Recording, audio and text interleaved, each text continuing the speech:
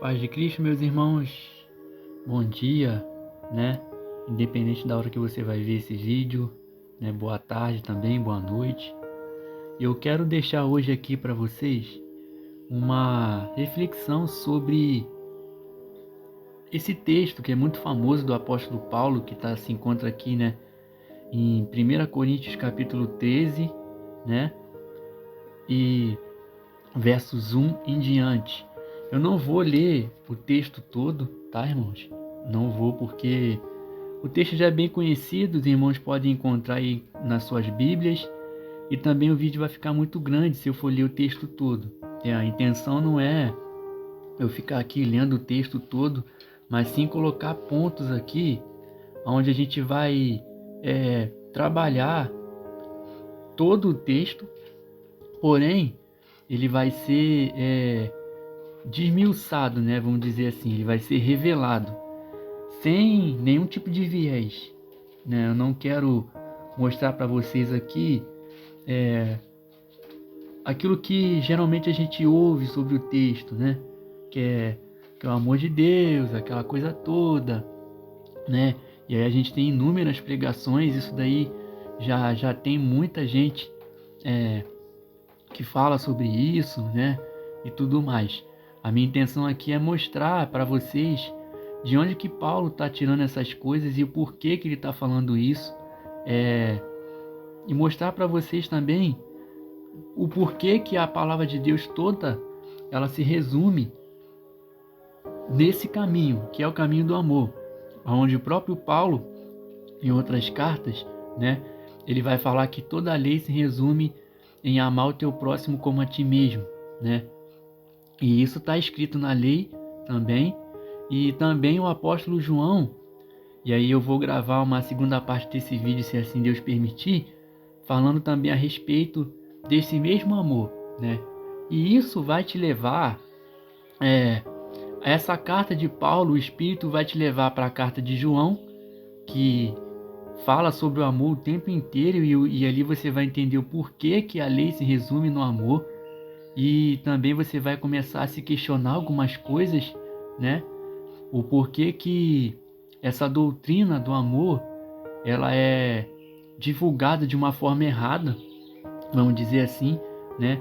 Principalmente com essa teologia do libertarianismo, né? O liberalismo, vamos assim dizer, onde você tem que amar e não importa o que aconteça, Deus ama todo mundo, como se Deus compactuasse com heresia, como se Deus compactuasse com doutrina de homem no meio da seara dele, e até mesmo com doutrina de demônios.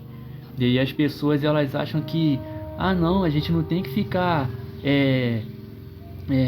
debatendo doutrina, confrontando e tal. A gente tem que amar, né? O amor de Cristo supera tudo, como se Deus amasse do jeito que a gente acha que tem que amar, né? Que a pessoa vai ferir a santidade de Deus, ferir a palavra, ferir a gente, e a gente vai continuar ali agindo como se nada tivesse acontecendo. Não é bem assim que as coisas funcionam, tá? E eu não estou aqui falando que vocês, ao entenderem isso, vão ser pessoas frias, vingativas, né? Vão fazer o que não está escrito na lei, não é nada disso. Pelo contrário, isso vai mudar a forma de vocês verem o mundo e vai mudar a forma de vocês enxergarem os evangelhos, porque quando você lê esse texto, o Espírito de Deus ele te leva para a carta de João, que é a primeira carta de João. E aquela carta de João, irmãos, parece ser algo tão simples, mas é fantástico quando o Espírito de Deus ele te dá a revelação daquelas coisas ali. E quando você lê aquelas cartas ali, o Espírito ele já vai começar a mexer com a tua mente, você vai começar a fazer certos questionamentos. E aí você vai para os evangelhos. Aquela carta ela vai te levar para os evangelhos, principalmente o evangelho de João, que ele usa muitas palavras ali que ele relatou no próprio evangelho que ele escreveu a respeito de Cristo, né? Da vida de Cristo aqui na terra. E aí você vai ler os outros 4 e vai ver como que Jesus andou, por que ele fez o que ele fez, né? E tudo mais. É claro que para quem tem uma consciência já maior de reino, né, entende a mensagem das duas casas de Israel, entende as 7 festas do Senhor como tempos determinados. Eu vou estar falando sobre isso também aqui no canal. Não por agora eu posso estar falando, mas eu não vou estar assim entrando em estudo, mapas mentais, porque eu ainda não tenho recurso para isso. Mas assim que Deus começar a me dar essas condições, eu vou estar falando sobre isso. Ainda mesmo que sem recurso, também estarei falando, né? Para que os irmãos já comecem meio que já ter ali aquele feedback e a mente dos irmãos comecem a se abrir, tá? E essa mensagem aqui, ela não precisa você ser craque de Bíblia para entender, você não precisa pegar contexto de nada, você pode ser uma pessoa até ímpia, você pode ser uma pessoa que não tem viés religioso nenhum, ou que tem, seja como for. Essa mensagem, ela é uma mensagem que é simples, porém as reflexões dentro dela é que trazem um impacto muito grande. Então vamos lá. O texto, 1 Coríntios 13, aqui, ele já começa o texto, né, falando, dando continuidade àquilo que ele já estava falando, né? E eu passo a mostrar-vos ainda um caminho sobremodo excelente, ou seja, ele vem de um contexto onde ele está falando de dons espirituais, né?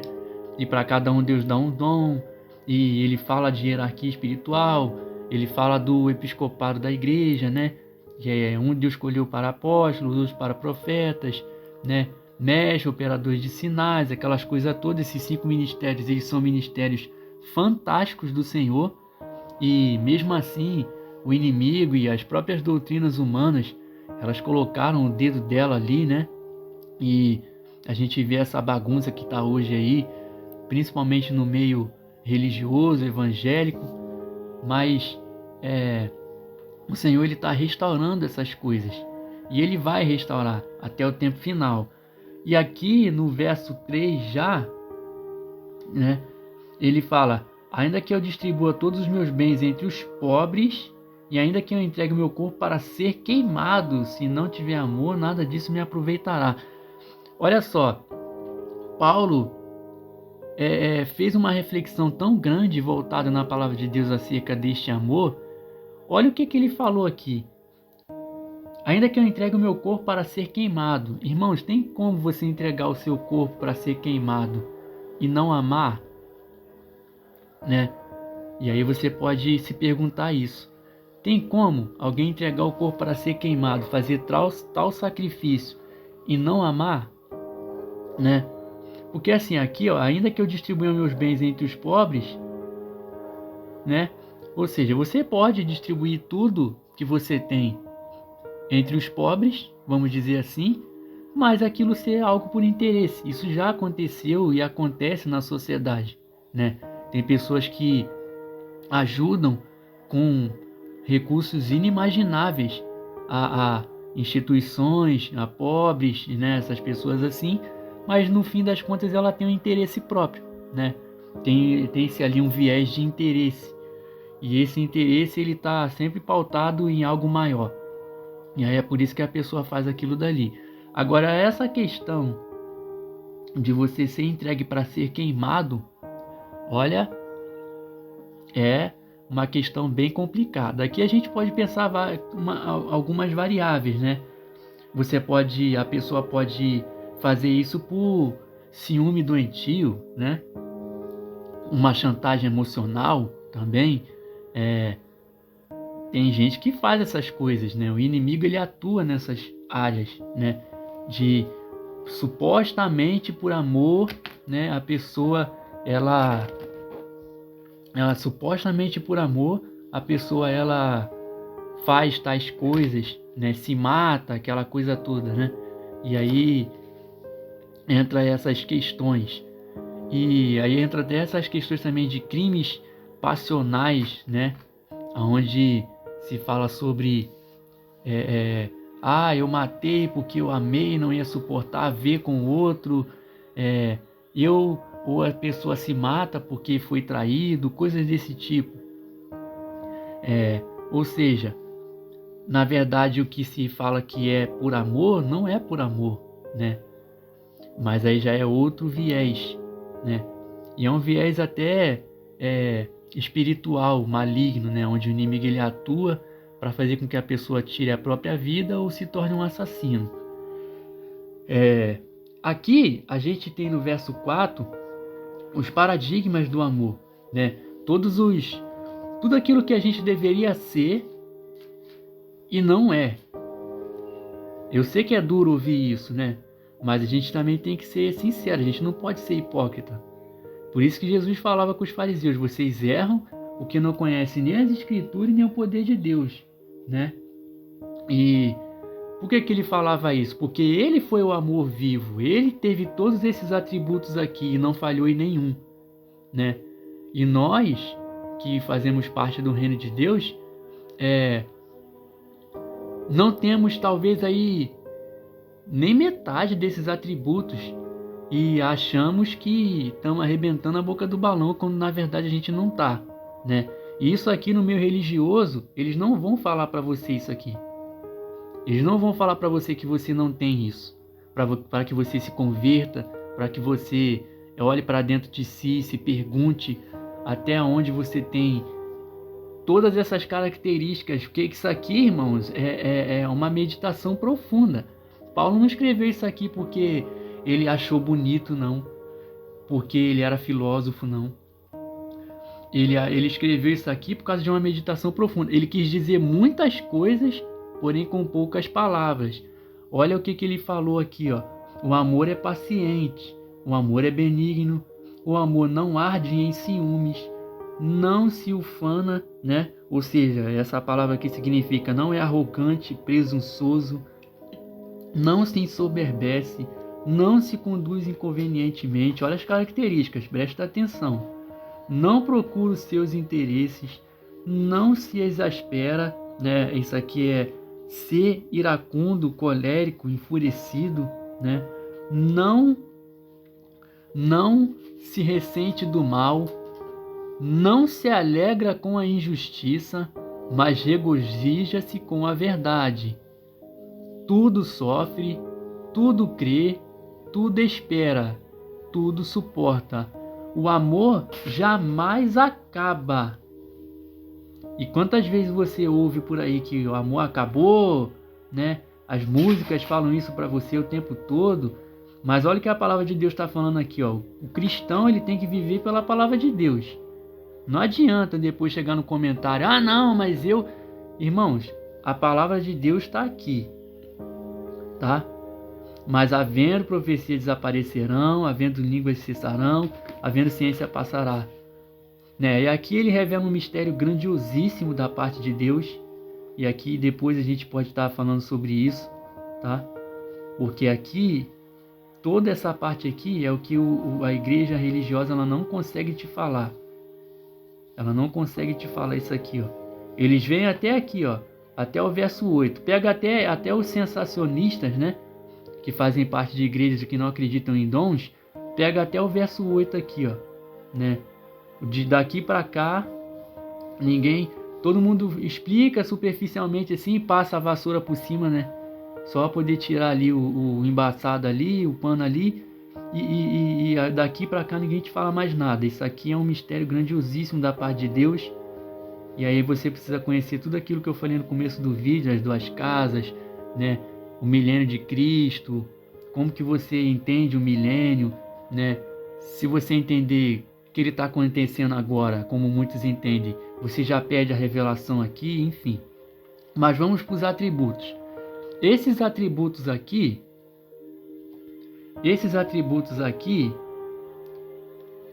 assim, é claro que alguns têm mais, outros têm menos, mas todos eles dificilmente a gente vai ter, né? Dificilmente a gente tem. Pode ser que a gente consiga ter, porque à medida que o tempo vai passando, Deus ele tem aperfeiçoado, ele pode aperfeiçoar esse amor, né? E eu vou gravar isso no outro vídeo para vocês, falando da carta de João, sobre esse mesmo tema, que ele vai dizer no final da carta, que o amor é aperfeiçoado em nós, ou seja, A gente não nasce, a gente nasce sendo amado, tanto por Deus como pelos nossos pais, né? É claro que ao decorrer do tempo alguns podem enfrentar alguns problemas e tudo mais, mas no tocante desde a criação, a gente nasce sendo amado por Deus, sendo amado também pelos nossos pais, né? A gente nasce debaixo deste amor, mas à medida que o tempo vai passando, a gente tem que aprender também o que é esse amor. Ou seja, é aquele famoso ditado, né? Ninguém nasce sabendo, né? Então aqui você já derruba, né? Na carta de João, você já derruba aí um monte de baboseira aí que a gente escuta sobre o amor até o dia de hoje. Porque até a palavra amor, a mensagem do amor, o inimigo deturpou. Por quê? Porque ele sabe que se a gente conhecer esse amor verdadeiro, a gente vai ter capacidade o suficiente para viver o evangelho de forma plena, para viver a palavra de Deus de forma plena e não como um conjunto de regra. Porque quando você vive a Bíblia, a palavra de Deus como um conjunto de regra, isso faz de você um hipócrita, isso faz de você um religioso, isso faz de você uma pessoa metódica e é tudo que o diabo quer. Agora, quando você vive como alguém que recebeu essa palavra e resolveu ser essa palavra em vida, ou seja, um operoso praticante, como o apóstolo Tiago fala, é tudo que o inimigo não quer. Quando você resolve imitar a Cristo, é tudo que o inimigo não quer. E quando você entende isso daqui e se converte, é tudo que o inimigo não quer. E é isso daqui que a igreja religiosa não fala para você. Porque quando uma pessoa chega, porque é dois extremos, ou eles falam que você tem que amar todo mundo, independente das coisas erradas que você vê que acontecem na igreja, e você não pode falar nada, não pode confrontar, você recebe conhecimento de Deus, mas você tem que ficar quieto, porque as heresias têm que prevalecer e você tem que ficar ali, paradão, como se nada tivesse acontecendo, porque o amor, o que vale é o amor, né? Gente, o amor ele não é hipócrita, né? Paulo ele vai deixar isso aqui bem claro, que o amor não se alega com a injustiça. O próprio Paulo pregou para derrubar heresias o tempo todo nas suas cartas, né? E o próprio apóstolo João também, falando a respeito do amor, né? Ele vai ali falar sobre o anticristo, das heresias que estava chegando no meio do povo e tudo mais, que é uma mensagem para os nossos dias também, né? Como sempre, a palavra de Deus ela é atemporal. E aqui a gente vê, o amor é paciente, né? Até aqui são características que você consegue praticar no seu dia a dia, né? E tudo mais. Aí aqui, o amor é benigno, né? Ou seja, é bom. O amor não arde em ciúmes. Aí aqui já começa a complicar algumas coisas, né? Porque a gente tem que entender o seguinte: Paulo ele não é doido, tá? Isso aqui é fruto de uma meditação muito grande. Então, o que acontece? Paulo, ele fala que é com ciúmes que o Espírito de Deus arde por nós, anseia por nós, né? E a gente sabe que o ciúme, ele é natural no ser humano, né? Todo ser humano que tem medo de perder algo ou se sente inseguro, né? Ele tem ciúmes. E esse ciúme não precisa ser só de uma outra pessoa, como é no caso dos casais.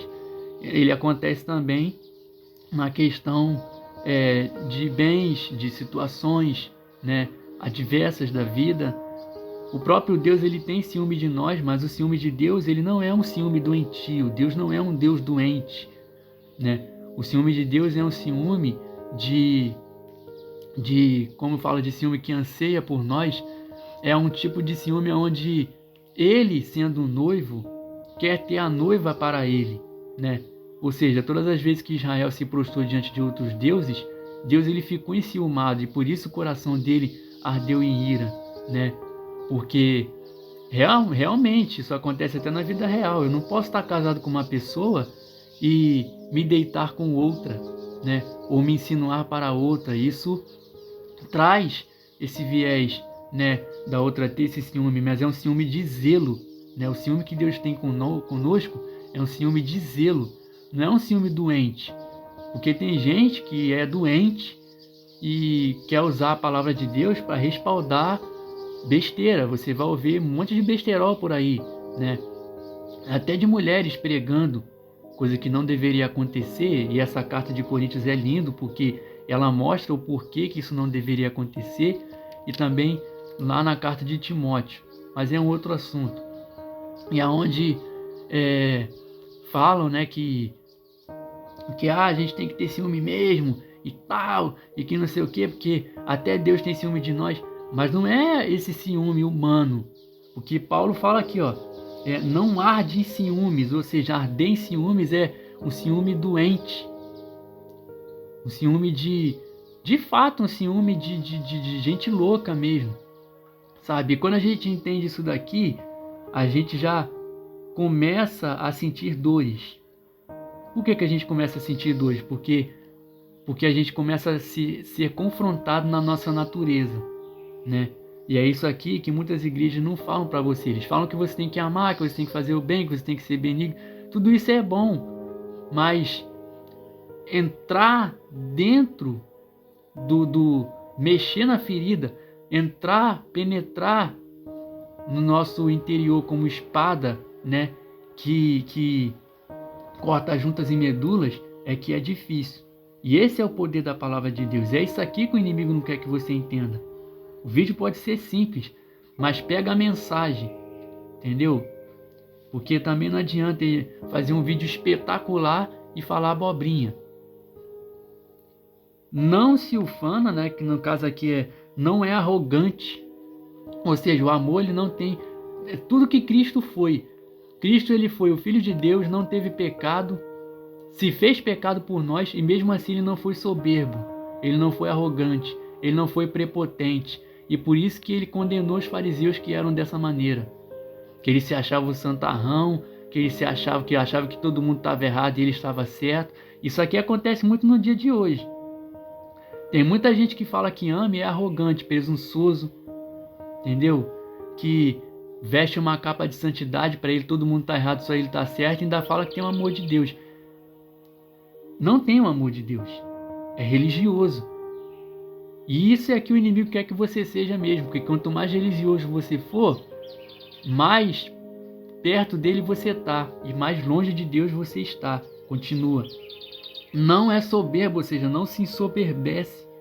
Ou seja, quem ama não tem esse viés de soberba, de achar que ele é o cara e que todo mundo tem que me respeitar porque eu sou, porque eu faço, porque eu aconteço.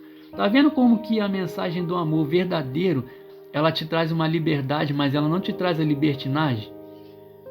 Ela não te traz a transgressão da lei, como muita gente tem querido, essas ideologias satânicas têm trago para você? Não, porque o amor, né?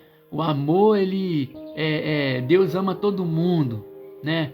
Do jeito que a gente nasceu assim, ele que nos fez assim. Irmãos, ele não fez a gente assim, não. Ele fez a gente perfeito. Foi por causa da transgressão de Adão é que a gente caiu no que a gente caiu hoje. E graças à redenção na cruz de Cristo, a gente tem agora o perdão para os nossos pecados. Se a gente se converter, se a gente conhecer esse amor aqui. Esse amor aqui. E aqui, Paulo ele já vai dar uma lapada já nesse povo todinho aí que a gente vê falando besteira, ó. Não se conduz inconvenientemente.